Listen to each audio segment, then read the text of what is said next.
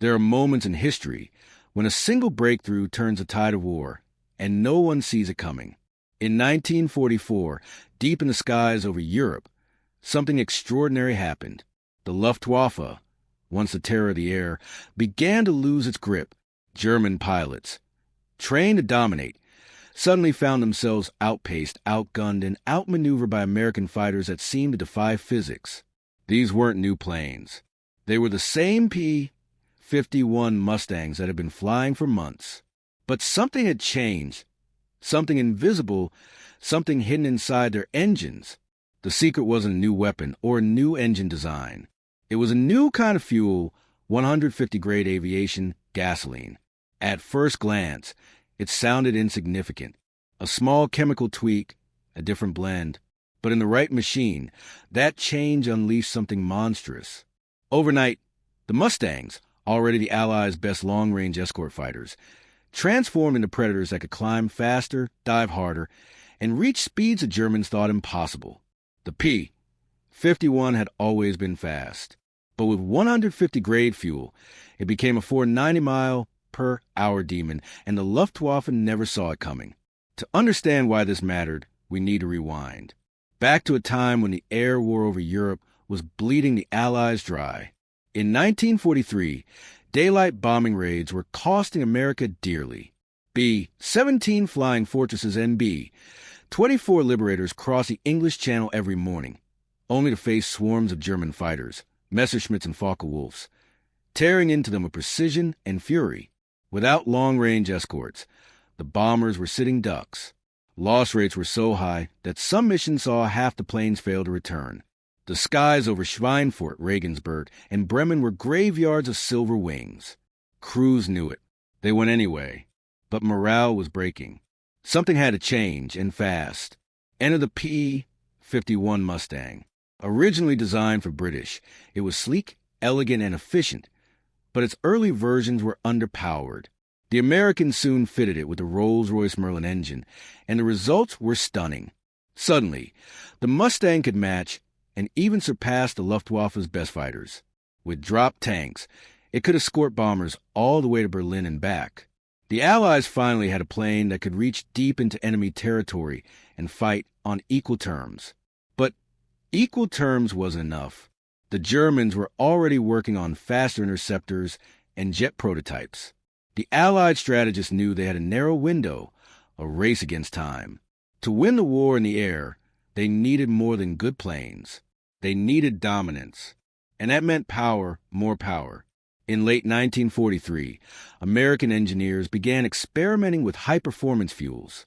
Aviation gasoline, or avgas, came in grades determined by its octane rating, a measure of how well it resisted knocking and pre-ignition under extreme compression. The standard Allied fuel was 100 octane, already superior to much of what the Germans used. But chemists at the Anglo-American Oil Company, working with the U.S. Army Air Forces, began testing something radical, a 150 octane blend, sometimes called 100-150. It was experimental, volatile, and expensive to produce. But on the test stands, the results were staggering.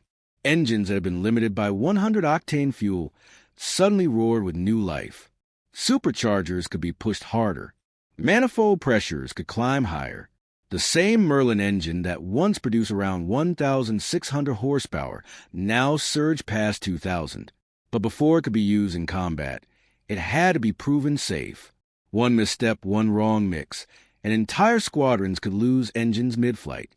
So, throughout early 1944, secret tests were conducted in England. Engineer, mechanics, and test pilots worked late into the night, running engines red-hot, to see just how far they could push them. The results shocked even the most seasoned pilots. The P-51's top speed jumped dramatically, from roughly 440 miles per hour to near 490 miles per hour in level flight. Its climb rate improved. Acceleration from dives became explosive, and the engine's high-altitude performance, critical for bomber escort duty, soared. The U.S. 8th Air Force approved a new fuel for operational use. It was quietly distributed to select fighter groups in early 1944. Most pilots had no idea what they were getting. Orders simply said the new fuel was to be used immediately, with engines adjusted for high power settings. But once they took off, they knew the difference was unmistakable. Imagine being a German pilot in early 1944. You fought for years, flown hundreds of missions. You know the Mustang, you fought it before. You know its limits, its climb, its dive, and suddenly, everything you know is wrong. That same Mustang now climbs past you, outruns you, and follows you through maneuvers that should have torn its wings off. Radio chatter fills with disbelief. Sie sind zu schnell. They're too fast. German intelligence officers began sending urgent reports to Berlin. They claimed the Americans must have introduced an entirely new aircraft. Some even suspected the Allies had secretly fitted their fighters with rocket boosters or experimental engines. But the truth was far simpler and far more devastating. The Americans had weaponized chemistry. Back in England, Allied commanders noticed something else. Bomber losses began to plummet. Escorting Mustangs were now tearing through enemy formations, taking the fight directly to the Luftwaffe over their own airfields. The balance of power in the sky shifted almost overnight, and yet hardly anyone outside the upper command knew why. To the pilots, it just felt like magic. To the Germans, it was a nightmare. But to the engineers, the quiet men in lab coats and coveralls, it was science unleashed. What's fascinating is how few people even knew this fuel existed. Wartime secrecy was absolute. Even decades later, many reports about the 150 grade fuel remain buried in archives. The public assumed the P-51 performance came purely from its aerodynamics and the Merlin engine. But that's only half the story. The real transformation came from the invisible ingredient that made every drop of fuel worth its weight in gold. By the summer of 1944, the Allies controlled the skies. D-Day had come and gone. The Luftwaffe's once dominant presence had been reduced to desperate, scattered resistance. And among the wreckage of that war in the air was one undeniable truth. The P-51 Mustang, powered by 150 grade fuel, was no longer just a fighter. It was a legend. But how did this fuel come to be? What made it so special and so dangerous that even ground crews handled it like liquid lightning? And why did it take so long for the Germans to realize what they were really up against? The answers lie deep inside the chemistry labs of wartime Britain and the engine test sites of America, places where the war was fought not with bullets, but with beakers, pressure gauges, and precision timing. The next chapter of this story uncovers the secret race to create the most powerful aviation fuel in history, and how that fuel changed the outcome of the air war forever. The story of 150 grade fuel begins far from the battlefields, in laboratories filled with fumes, blueprints, and the constant hum of test engines. It was early 1943 when Allied scientists realized that their air war was about to reach its breaking point. The Germans were developing faster, deadlier fighters, the Focke-Wulf 190D, the Messerschmitt Bf 109K, and even the revolutionary Me-262 jet. The Allies needed an edge, not next year, but now. In Britain, chemists and engineers at the Anglo-American Oil Company, Shell, and the Royal Aircraft Establishment began working on a new class of aviation gasoline. Standard 100-octane fuel had served well since 1940, but it was no longer enough. They needed something that could let engines run hotter, compress harder, and burn cleaner without tearing themselves apart. The key was toluene, a high-performance aromatic hydrocarbon that could resist detonation even under extreme pressure. Mixing it with refined alkylates and special additives created a fuel with octane ratings up to 150, a number that sounded almost mythical at the time. This wasn't just about speed. It was about allowing aircraft engines to safely produce more power at higher altitudes, where thinner air often robbed them of performance. But producing 150 grade fuel was expensive and dangerous. It required high-purity blending, careful temperature control, and precise distribution. Only a handful of refineries in the UK and the United States could make it. The barrels were marked with bright purple stripes, a quiet signal that what they contained was no ordinary fuel. At first, the British tried it in their own Spitfire MKIXs and Tempests. The results were astonishing. Climb rates jumped, acceleration improved, and pilots reported the engines pull like never before. That success caught the attention of the U.S. Army Air Forces, particularly General Jimmy Doolittle, who had long believed that superior fuel could be the key to air dominance. Doolittle was a pilot, an engineer, and a chemist, a man who truly understood what higher octane meant. He'd once earned his doctorate studying aviation fuel, so when he learned the 150 grade gas, he immediately grasped its potential. With his support, tests began on the P-51's Packard-built Merlin engine. Mechanics adjusted the supercharger boost pressure, tweaking carburetors and spark timing to handle the new power curve. The difference was night and day. The Merlin 66 and V 1650-7 engines, normally limited to 67 inches of manifold pressure, could now be safely pushed past 75 or even 80 inches. The roar that came out of those exhaust stacks was different, deeper, angrier, like thunder tearing through the sky. Reports flooded in from test pilots. Acceleration unbelievable, climb rate like a rocket, engine steady even at redline. One pilot famously described it as riding a wild animal that somehow obeys your every command. By April 1944, the 8th Air Force had begun distributing the new fuel to frontline fighter groups in England. It wasn't officially announced. Secrecy was everything. Only mechanics and commanding officers knew that a new fuel blend was being tested. Pilots were simply told to set their boost to war emergency power and trust their machines. The results in combat were immediate and devastating for the Luftwaffe. The first encounter between Mustangs running 150 grade fuel and German fighters left enemy pilots stunned. Messerschmitt 109s and Focke-Wulf 190s found themselves being chased down even in steep dives, where they once held the advantage. Mustang pilots began reporting kill ratios that seemed unreal, 4-to-1, 5-to-1, sometimes more. Intelligence intercepts soon revealed growing panic among German fighter groups. Luftwaffe officers couldn't understand how the Americans' old Mustangs were suddenly outrunning their best interceptors. Some thought it was a new engine variant. Others suspected the Allies had secretly introduced nitrous oxide systems or hidden superchargers. They couldn't have imagined that the secret was nothing more than a few chemical compounds added to fuel. Meanwhile, American bomber crews began noticing something, too. Their losses were dropping dramatically on missions deep into Germany. The skies that had once been filled with contrails of falling bombers now echoed with protective thunder of P-51s cutting through enemy formations. They were everywhere, 1B, 17 crewmen recalled. Mustangs diving out of the sun, ripping through German fighters like hawks through pigeons.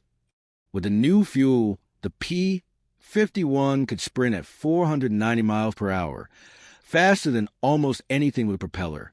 It could climb to 30,000 feet and still chase down the enemy. The improved high-altitude performance meant the Luftwaffe could no longer rely on their vertical advantage.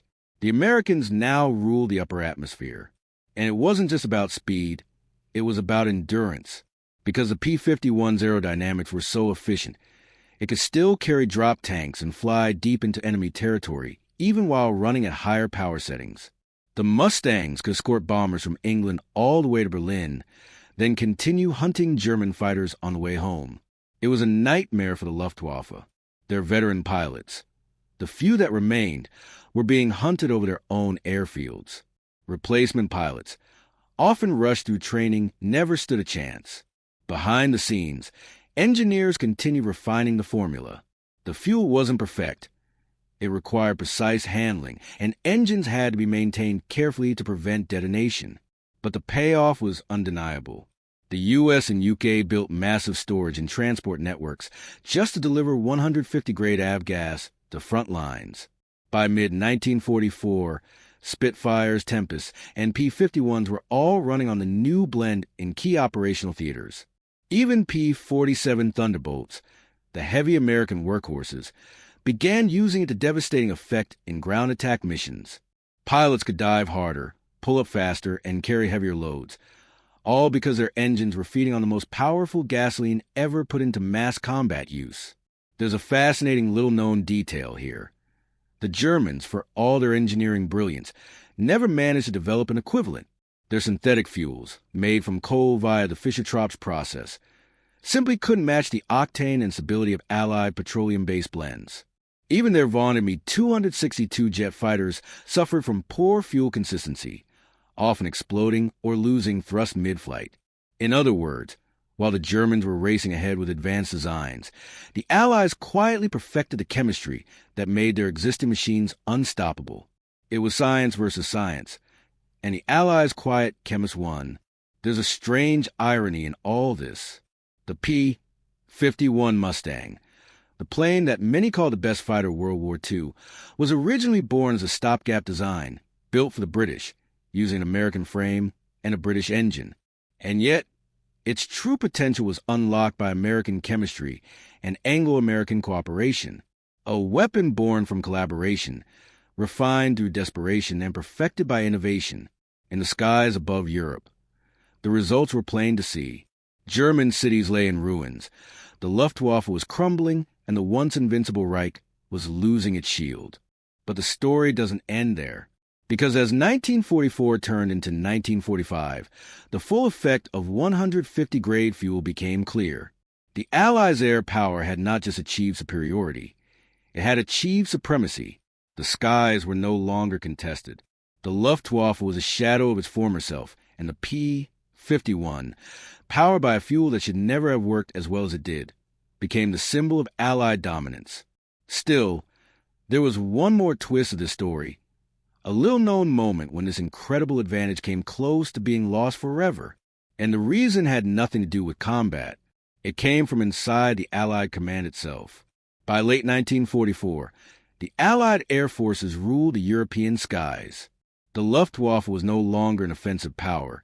It was a wounded animal fighting for survival. Yet behind that dominance lay a fragile secret. The Allies' newfound superiority rested heavily on a volatile, experimental fuel that barely existed a year earlier.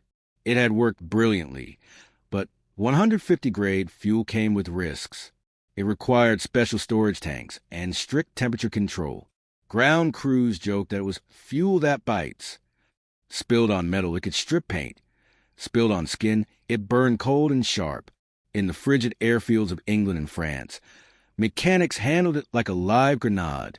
And then, almost overnight, a quiet crisis erupted inside the Allied command. Reports began to circulate that the high-octane blend was causing premature engine wear.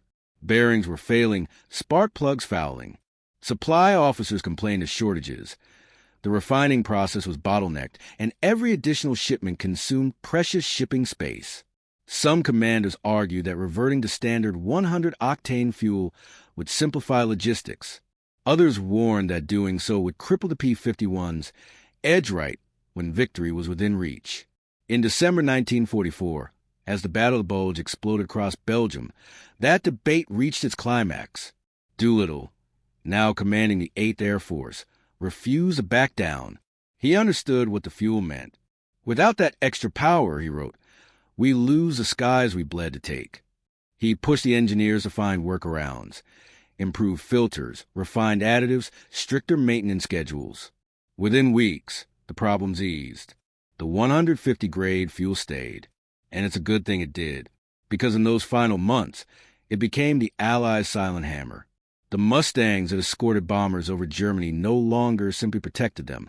They hunted. Pilots like George Preddy, John Meyer, and Chuck Yeager used the Mustang's new power to dive into dogfights with terrifying ferocity. Yeager later recalled that when he pushed the throttle forward with 150 octane in the tanks, the plane would leap ahead like it had been kicked by God himself. By early 1945, American fighters were ranging as far as Czechoslovakia, Poland, and the Alps. They strafed rail yards, fuel depots, and even Luftwaffe runways themselves. German pilots barely got off the ground before being ambushed. Fuel shortages, poor training, and the constant roar of Mustangs overhead shattered morale. There were moments of defiance, desperate counterattacks by veteran squadrons flying the new Bf-109 K-4s and FW-190D9s. On paper, those planes could match or even exceed the P-51 speed at certain altitudes. But in the chaos of real combat, the difference came down to one thing: how long you could hold full power before your engine gave out. The Germans simply couldn't. Their synthetic fuels detonated early, their superchargers overheated, their engines failed. The Mustangs kept climbing, kept firing, kept winning. Meanwhile, German intelligence was desperate to explain what was happening. Captured pilots swore the Americans had developed a secret new version of the Merlin, a super engine that broke all limits. Technicians tore apart wrecked Mustangs, expecting to find new machinery. What they found instead was the same old Packard Merlin V-1650, unchanged, except for the faint smell of an unfamiliar chemical in its lines. Only after the war did German engineers learn the truth. It wasn't magic. It was fuel. Their disbelief was genuine. One post-war report from Daimler-Benz engineers simply read, "We underestimated the enemy's fuel science." Back in the States, the story was already fading. To the public, the P-51's legend grew from its looks, its pilots, and its Merlin engine. Few knew that the real weapon had been invisible. The 150 grade program remained classified for years, tucked away in technical reports and fuel test data. But among pilots, the memory lingered. They could feel the difference, the way the Mustang surged forward, the way it sang at full boost. Many swore they could smell that faint, sharp aroma in their dreams for years afterward. As the war ended, production of 150 grade avgas slowed and then stopped. Jet engines were the future now. The piston age had reached its limit, and the miracle fuel that had powered victory became a historical footnote. By 1946, most of the remaining stocks were blended back into civilian gasoline, vanishing into peacetime oblivion. Yet its legacy lived on. The lessons learned from that chemical breakthrough shaped the fuels that powered the first generation of jet aircraft. Engineers who worked on 150-octane gasoline carried their experience into the Cold War, designing kerosenes and additives that would push Mach 2 and beyond. The invisible flame that once turned the P-51 into a demon now burned in the afterburners of the future. Still, for those who fought in the skies of 1944, the memory of that transformation remained unmatched. The Luftwaffe's greatest aces, men like Gallen and Hartmann, later admitted that by the end of the war, the P-51 had achieved near total superiority. It could do everything: escort, dive, climb, and dogfight. And much of that came from the few extra inches of boost that 150 grade fuel allowed. Think about that for a moment. A war defined by tanks, ships, and millions of men turned in part on the chemistry of a single liquid. A few molecules arranged differently changed the speed of a plane, the safety of a mission, and the fate of nations. The Germans never expected it. Their scientists obsessed over metallurgy, engines, aerodynamics, all the visible elements of power. But the Allies won a different kind of war. The war of chemistry, of invisible science, of human curiosity applied under impossible pressure. There's a photo taken in May 1945 at an airfield in Germany. A row of P-51 Mustangs sits gleaming under a pale sky. Their noses are streaked with exhaust, their wings nicked by flak. Behind them, a Capture Me 262 lies silent, the proud product of German engineering genius, now grounded forever. The Mustang crews are smiling. They don't look like men who unlocked a secret weapon.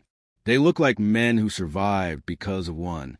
If you could stand there, smell the oil and fuel in the air, you'd catch a faint trace of that 150 grade blend, the scent of victory distilled. The sound of those Merlin engines firing up one more time would tell you everything you need to know, because the P-51 Mustang was never just a machine. It was proof that war isn't always won by the biggest gun or the fastest design. Sometimes it's won by the quiet hands of the chemists, the mechanics, and the dreamers, those who looked at a formula and thought, maybe we can make it burn just a little hotter. That little hotter changed the course of history. By the time Germany surrendered, the skies belonged entirely to the Allies. The Luftwaffe, once invincible, had been reduced to ashes, and the Mustang, fed by its unholy fuel, had earned its place among legends. Even today, when you see a restored P-51 scream across an airshow sky, you're watching history's most elegant predator, the 490-mile-per-hour demon the Germans never expected. And every time its Merlin growls and the air shakes, Remember this. Inside that sound echoes a story of chemistry, courage, and the unbreakable will to win.